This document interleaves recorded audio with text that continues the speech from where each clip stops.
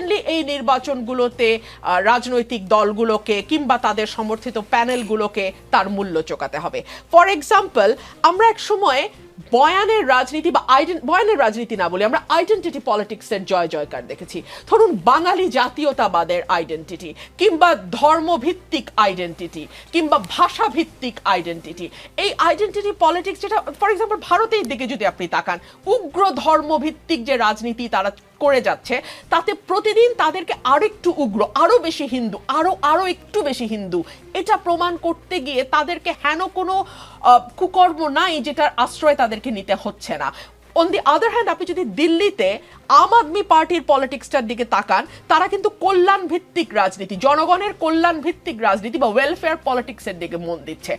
আমাদের উপমহাদেশ ভারত, পাকিস্তান, নেপাল, আপনি এই দেশগুলোতে যদি দেখেন এবং আরো সংক্ষিপ্ত করে আলোচনা আনে যদি বাংলাদেশের দিকে তাকান, মুক্তিযুদ্ধের পক্ষ বিপক্ষের রাজনীতি, বয়ানের পক্ষ বিপক্ষের রাজনীতি, বাঙালি না বাংলাদেশি এই তত্ত্বের রাজনীতি, ধর্ম মুসলমান ভিত্তিক রাজনীতি হবে, মানে ধর্মভিত্তিক রাজনীতি হবে, এই সব কিছু ছাপিয়ে আপনাকে যদি রাজনীতিতে টিকে থাকতে হয় এবং লম্বা রেসের ঘোড়া হয়ে টিকে থাকতে হয়, আপনাকে ওয়েলফেয়ার পলিটিক্সের বাইরে গিয়ে আপনার আর দ্বিতীয় কোনো কিছু ভাববার কোনো অবকাশ নেই। আপনি যেই মন্তব্যগুলো পড়ছিলেন সেই মন্তব্যগুলো প্রথম আলোতে সম্ভবত গতকালকে এসছে, আমি অনেক জায়গায় আছে।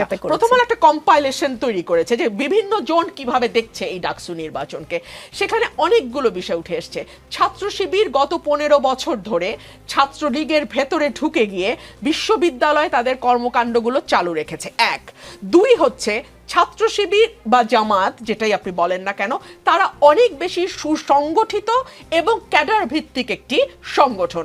আপনি ছাত্র শিবির বা জামাতে ইসলামের প্রতিটি কর্মী, প্রতিটি নেতা, প্রতিটি সমর্থক, প্রতিটি সাথী, প্রত্যেকে দলের মানে একেবারে ফোরামের বাইরে, একদম four corner of the party যে রুলস এন্ড রেগুলেশনস, তার বাইরে তারা কখনোই যাবে না, কোনো রকমেই তারা ভোট দেবে না। তাদেরকে আপনি কোনো কিছু দিয়েই আপনি তাদের ভোটকে কেটে অন্যদিকে নিতে পারবেন না। 3 হচ্ছে এই যে ওয়েলফেয়ার পলিটিক্সের কথা আমি বলছিলাম, আমি গণমাধ্যমে দেখলাম, এটা তো আমার জানার কথা না, আমি তো জামায়াত বা শিবিরের সঙ্গে যুক্ত নই, তারা বিভিন্ন জায়গায় স্টুডেন্টদেরকে নানানভাবে সহযোগিতা করেছে। ফর এক্সাম্পল ওয়াটার পিউরিফায়ার, প্রতিটি হলে হলে তারা ওয়াটার পিউরিফায়ার দিয়েছে। তারা স্টুডেন্টদের যারা হয়তো ততটা আর্থিকভাবে সক্ষম নয়, তাদেরকে, তাদের ভালো ভালো কোচিং সেন্টার আছে, সেই কোচিং সেন্টারগুলোতে তারা বিনা পয়সায় কিংবা কম পয়সায় তাদেরকে কোচিং করিয়েছে। অর্থাৎ স্টুডেন্টদের সুখে দুঃখে একেবারে আজকে থেকে না, এটা 1 বছরের প্রস্তুতি না, কিন্তু এটা জামাতের বহু পুরনো প্রস্তুতি। এখন এটা তাদের গুপ্ত রাজনীতির প্রকাশ্য ফসলও বলতে পারেন আপনি, কিংবা তারা যে দীর্ঘদিন ধরে রাজনীতিটাকে ছাত্রছাত্রীদের সঙ্গে একাত্ম হয়ে করতে পেরেছে, এটা তাদের একটা সফলতাও আপনি বলতে পারেন। তবে আমার কাছে যেটা মনে হয়, যারা পরাজিত হয়েছে তারা ডিনায়ালের মধ্যে না থেকে কিংবা অস্বীকারের সংস্কৃতি মধ্যে না থেকে বা কি আওয়ামী লীগের ভোট জামাতে চলে গেছে এইগুলো কথা বলা না, দলকে আরো বিপর্যয়ের মধ্যে ফেলা। কেন ফেলা, আমি আপনাকে একটা হিসাব দিয়ে বুঝাই। ধরুন ডাকসু নির্বাচনে ছাত্র দলের ভিপি প্রার্থী পেয়েছে 5,000 বা 6,000 ভোট, হ্যাঁ, আর শিবিরের প্রার্থী পেয়েছে 14,000 ভোট, এখানে 9,000 ভোটের একটা গ্যাপ আছে। তো তাইলে কি আপনি স্বীকার করছেন যে এই 9,000 ভোট ছাত্রলীগের ভোট? মানে তাহলে আপনি কি বলতে চাইছেন? সো এই ধরনের কথাবার্তা না বলে ঠান্ডাভাবে দলীয় ফোরামে বসে চিন্তা ভাবনা করে কথা বললে ভালো হয় বলে আমার মনে হয়। ব্যারিস্টার রুমিন ফারহানা, আপনি বলেছেন রাজনীতির ধরন বদলে গেছে এবং কল্যাণমুখী রাজনীতির কথা বললেন, শেষে এক্সাম্পল দিলেন যে ছাত্র শিবির ওয়াটার পিউরিফায়ার দিয়েছে হলে হলে, তারা বিভিন্ন ছাত্রকে তাদের আর্থিক সহযোগিতা করেছে, এগুলো সব আমি গণমাধ্যমে দেখেছি। জি জি ব্যারিস্টার রুমিন ফারহানা, তাহলে কি ধরে নিব বিএনপির আসলে কল্যাণ করবার মতো টাকা নাই, নাকি বিএনপি শুধু আসলে নিতে জানে, মানে চাঁদা নিতে জানে কিন্তু কাউকে কল্যাণের জন্য দিতে জানে না? বিএনপির এটা পলিসি কিনা আসবো আপনার কাছে। শিশির মনির, আজ সকালে ডাকসু নির্বাচনে জয়ী ছাত্র শিবির সমর্থিত প্যানেলের নেতারা প্রথমে রাজধানীর রায়ের বাজারে জুলাই গণ অভ্যুত্থানে শহীদদের কবরস্থানে গিয়ে দোয়া মোনাজাত করেন। এরপর তারা রায়ের বাজারে শহীদ বুদ্ধিজীবী স্মৃতিসৌধে গিয়ে দোয়া মোনাজাত করেছেন। তারা কি সেখানে 71-এ শহীদ বুদ্ধিজীবীদের জন্য দোয়া করতে গেছেন নাকি ক্ষমা চাইতে গেছেন? তার আগে আসেন, আমি রুমিন ফারহানা আপাকে ধন্যবাদ জানাচ্ছি যে অবজেক্টিভ হওয়ার জন্য। ওনার আজকের এই কথাটা ইজ ভেরি পজিটিভ এবং I am accepting her statement with good grace and also appreciating her. এই জন্য যে আসলে পরাজয় থেকে তো আপনাকে শিক্ষা নিতে হবে, আরেকজনের উইকনেসের উপর ভিত্তি করে তো আপনার স্ট্রেংথ ডেভেলপ করতে পারবেন না। You must stand on your own strength. আমি যদি আমার নিজের স্ট্রেংথের উপর দাঁড়াতে না পারি, আরেকজনের উইকনেসের উপর দাঁড়াতে যাই, সে যদি সবল হয়ে যায় তখন আমি কি করব? So that is the dichotomy in Dhaka university, also in Jahangirnagar university. আমি ছাত্রদলের ভাইয়েরাও কিন্তু আমাদের ছোট ভাই, we love them, we like them. আমরাও তো চাই তারা লেখাপড়া করুক, তাদের একাডেমিক ক্যারিয়ার হোক, এক্সট্রা কারিকুলার অ্যাক্টিভিটিস হোক, রেগুলার স্টুডেন্ট হোক, তারপরে ছাত্রদের অবশ্যই ছাত্ররা তাদেরকে লাইক করবে। আপনি খুঁজে দেখেন তো, নানান রাজনৈতিক কেমিস্ট্রি খুঁজছেন, রেজাল্টের দিকে খুঁজে দেখেন তো, যারা প্রার্থী ছিল তাদের একাডেমিক রেজাল্ট কি দেখেন, অনার্সে কত সিজিপিএ পেয়েছে, মাস্টার্সে কত সিজিপিএ পেয়েছে, আর যারা ভিপি হয়েছে, যারা জিএস হয়েছে, যারা এজিএস হয়েছে, তারা একাডেমিকে কি করেছে। যদি আমি অবজেক্টিভ হতে চাই তাহলে আমাকে তো এগুলো দেখতে হবে। আমি এগুলো না দেখে শুধু রাজনৈতিক বয়ান যদি দিতে চাই, কে গুপ্ত কে সুপ্ত, এগুলো তো people will not accept it. Someone is seeing that a good student is the candidate. একটা এক্সট্রা কারিকুলার অ্যাক্টিভিটি, যে ডিবেট করে, যে ভালো ফুটবল খেলে, যে ভালো লাইব্রেরিতে থাকে, তাকে যদি আপনি ক্যান্ডিডেট করেন, আবার অন দ্য আদার সাইড যদি আমি ক্যান্ডিডেট করে ফেলি যে ব্যাক বেঞ্চার, তাকে ছাত্র দেখে না, তাহলে সেটা তো রাজনীতির দোষ দিলে হবে না। সেটা দেখতে হবে ছাত্র সংগঠনগুলোকে আমরা প্রপার ট্রেকিংয়ে রাখতে পারছি কিনা। এখান থেকে লেসন, শিবিরের জন্যও লেসন, এবং এখান থেকে ছাত্রদলের জন্যও লেসন, এবং বাম সকল সংগঠনের জন্য লেসন। কি lesson? We must be objective. জেনুইননেসটা বিল্ড আপ করতে হবে। জেনুইননেস যদি কারো থাকে, তাহলে যতই আপনি অপপ্রচার করেন না কেন, শেষ পর্যন্ত কিন্তু জেনুইননেস উইল কাম আউট। একজন যদি ভালো ছাত্র হয়, তা ওয়েল বিহেভড হয়, ওয়েল ম্যানার্ড হয়, সে যদি কর্মচারী কর্মকর্তাদের সঙ্গে ভালো বিহেভ করে, তাহলে তার তো একটা জেনুইন কোয়ালিটি।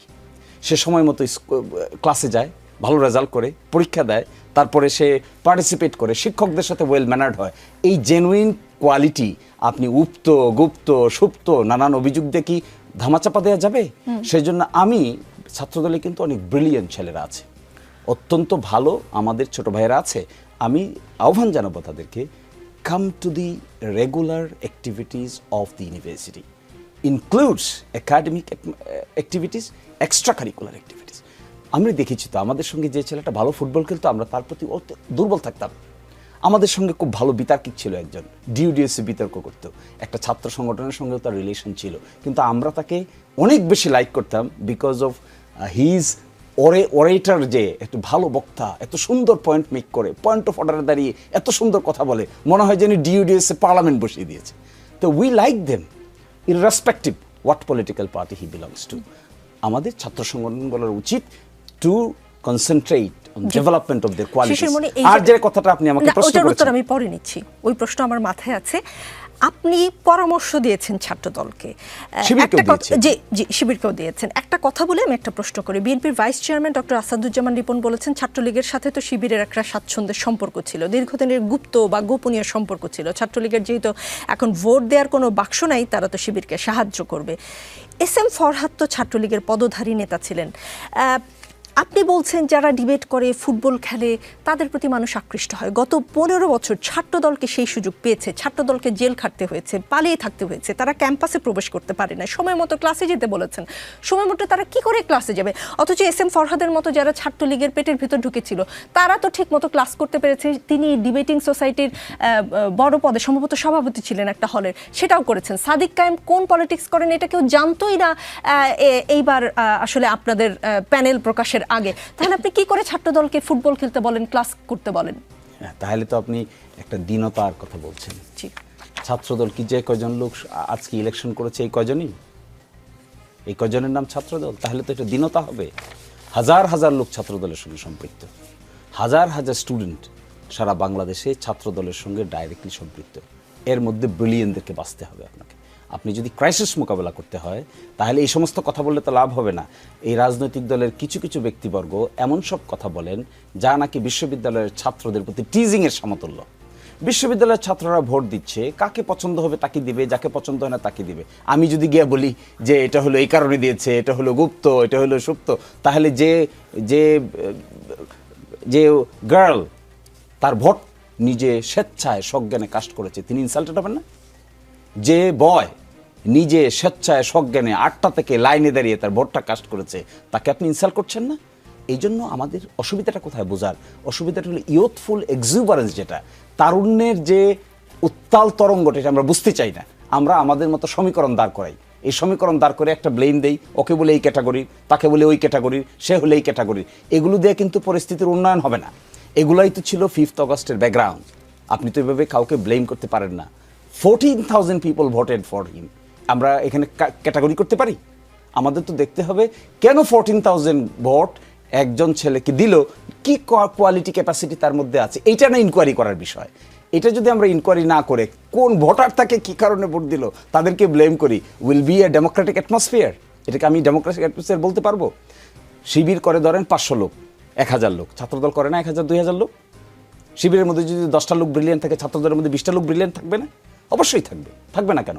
এবং তারা তো বিশ্ববিদ্যালয়ে কম্পিটিটিভ পরীক্ষায় তারা এখানে জয়েন করেছে। আমাদের সঙ্গে ভালো ভালো ছেলেরা ছাত্রদল করেছে, আমরা শিবির করতাম, তারা ছাত্রদল করতো, অনেক ব্রিলিয়েন্ট লোকেরা ছিল। তাদেরকে আমরা নেতৃত্বে তুলে আনতে পারবো না? এখন আছে না? নিশ্চয়ই অ্যাপ্লাইড কেমিস্ট্রি ডিপার্টমেন্টে আছে, নিশ্চয়ই ফিজিক্স ডিপার্টমেন্টে আছে, নিশ্চয়ই আপনি খুঁজে দেখবেন ইংরেজি, ল এবং ইকোনমিক্স ডিপার্টমেন্টে আছে। Pick them. ব্রিলিয়েন্সির রাজনীতিটা করতে হবে, ব্লেমেন না, তাহলে ইউ উইল লুজ। শিশিরমণি, সেই প্রশ্নটা মনে আছে আমার, তারা কি সেখানে 71 শহীদ বুদ্ধিজীবীদের জন্য দোয়া করতে গিয়েছিল না ক্ষমা চাইতে গিয়েছিল? আপনার এই প্রশ্নটা কিছুটা হাস্যকর এবং কিছুটা মনে হচ্ছে অপ্রাসঙ্গিক। আপনি হাস্যকরভাবেই উত্তর আমি হাস্যকরভাবে উত্তর দিব। আপনার এই প্রশ্নটার খুব প্রাসঙ্গিকতা আছে বলে মনে হয় না। ডাকসু নির্বাচনে তারা ইলেক্টেড হয়েছে, তারা জুলাই এদের কবর জিয়ারত করতে গিয়েছে, শহীদ বুদ্ধিজীবীদের কবর জিয়ারত করতে গিয়েছে। সেটা কি পাশে ছিল বলে, মানে না হলে যেত না, এরকম কিছু? এখন আপনি এটাকে কিভাবে ইন্টারপ্রিট করবেন? ধরেন আমি আপনার কাছেই জানতে ধরেন একটা গ্লাস, চাচ্ছি।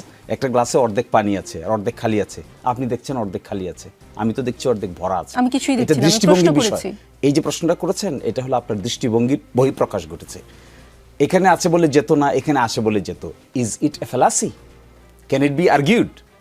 What should be the argument? Argument should be, তারা ইয়াং টকবগে ছাত্র, ঢাকা বিশ্ববিদ্যালয়ের অধিকাংশের ভোটে ইলেক্টেড হয়ে যাওয়ার পরে দে পেইড দেয়ার অ্যাটেনশন বুদ্ধিজীবী কবরস্থানেও, দে পেইড দেয়ার অ্যাটেনশন। এটা তো আমাদের আপনাদের এই ধরনের কোয়েশ্চেন করার চাইতে we should appreciate it, because they have taken a very positive, innovative, creative initiative. তাহলে কি 71 নিয়ে শিবিরের বা জামায়াতের পলিসিতে কোনো পরিবর্তন হয়েছে? শিবির আপনার চোখের সামনে কি করছে দেখেন না? আপনার এবার ইনক্লুসিভ কি প্যানেল দিয়েছে তারা? ঢাকা বিশ্ববিদ্যালয় ইনক্লুসিভ প্যানেল দেয়নি তারা? ঢাকা বিশ্ববিদ্যালয় অনেকেই বলছেন যে শিবিরের জয়ের পিছনে this is one of the reason. আমি অনলাইন একটা অ্যানালাইসিস দেখেছি। সেই অ্যানালাইসিসটা কি? একজন বলেছেন যে তারা তাদের প্যানেলে নারীদেরকে নিয়েছেন, তারা তাদের প্যানেলে আরও মাইনরিটি কমিউনিটির লোকদেরকে নিয়েছেন, তারা inclusive, positive, creative atmosphere create করার চেষ্টা করছেন। আমি আপনি এটাকে বিভিন্ন অ্যাঙ্গেলে দেখতে পারি, but I find this approach is a positive, innovative and inclusive approach. Students should behave like this. এখন তারা ডাকসুতে এসেছে, এখন দেখতে হবে বাকি 1 বছর কী ধরনের অ্যাটমসফিয়ার তারা ক্রিয়েট করে, কী ধরনের প্রোগ্রাম তারা নেয়, যারা হেরেছে, জিততে পারে নাই, তাদের প্রতি কী অ্যাটিটিউড তাদের হয়, তাদেরকে কিভাবে তারা ইনক্লুড করেন এখানে, নারীদের সঙ্গে কী ধরনের ব্যবহার করেন, শিক্ষকদের সঙ্গে কী ধরনের ব্যবহার করেন, বসগিরি করেন নাকি ফ্রেন্ডশিপ করেন। That will determine their fate. আমাদের এখন উচিত তাদেরকে ইন্সপায়ার করা to behave like a student, not like a boss.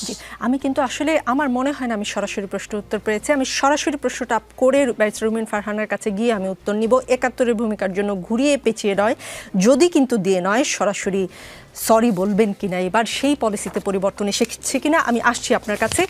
Barrister রুমিন ফারহানা, মেধাবীরা ছাত্র দলে পছন্দ করে না, তাহলে মেধাবীরা নাই কেন ছাত্র দলে?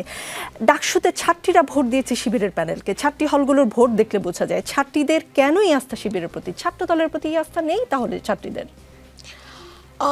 দেখুন, ডাকসু নির্বাচনটা আমার মনে হয় পুরো বাংলাদেশের রাজনীতির জন্য একটা বিরাট ওয়েক আপ কল। এটা ওয়েক আপ কল এই কারণেই যে দীর্ঘদিন আমাদের রাজনীতির ময়দানে একটা বয়ানের খুব শক্ত আধিপত্য ছিল যে ঢাকা বিশ্ববিদ্যালয় এমন একটি উদারপন্থী এবং এমন একটি অসাম্প্রদায়িক মুক্তমনা অঙ্গন, যেই অঙ্গন কখনো শিবির বা জামায়াতের মতন সংগঠনকে মেনে নেবে না। কিন্তু এই ন্যারেটিভটাকে দুমড়ে মুচড়ে দিয়ে জামায়াতের প্যানেল, শিবিরের প্যানেল ল্যান্ডস্লাইড ভিক্টরি পেয়েছে। সো আমার মনে হয় বাংলাদেশের রাজনীতিতে it's a big wake up call, এবং এটা একটা